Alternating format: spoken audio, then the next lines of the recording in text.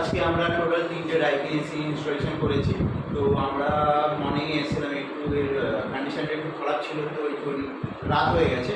তো এটা হচ্ছে 0.8 টন ডাইকিন এসি আছে, 2 স্টার মডেল, নন ইনভার্টার এসি আছে, 2 স্টার মডেলের।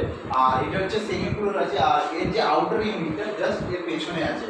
তো আমরা কাস্টমার ভাড়া বেঁধে দিয়েছিল, এটা ভাড়া বেঁধে পেছনে আমরা লাগিয়ে দিচ্ছি, ওই কারণে আমরা লেট হয়ে গেছি। তো ডাইকিন এসিটা খুবই সুন্দর এসি, এটা হচ্ছে নন ইনভার্টার 2 স্টার এসি আছে। তো এটা একটা রুমে আছে, ঠিক আছে। আর দুটো এসি আমরা দেখাচ্ছি, চলো। আর একটা এসি আমরা, আর এটা হচ্ছে সেকেন্ড রুম আছে। তো সেকেন্ড রুমের কন্ডিশন, এসি বসানোর কোনো লাইন ছিল না, তো আমরা এখানে কনসিল লাইন করেছি।